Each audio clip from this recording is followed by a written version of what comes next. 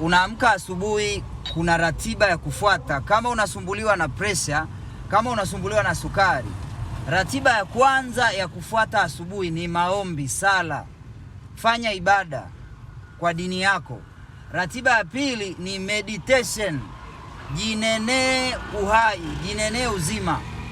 Bana mikono, kaa kitandani kwako, sema unachokitaka.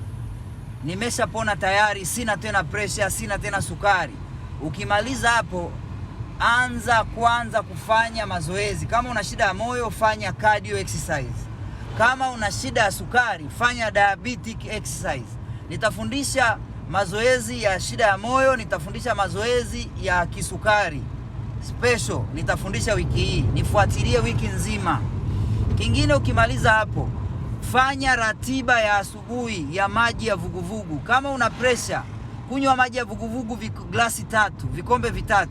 Kama una sukari, kunywa maji ya vuguvugu vikombe 3. Alafu anza siku yako kwa kuzuia sukari, anza siku yako kwa kuzuia mafuta. Hakikisha haunywi chai yenye sukari.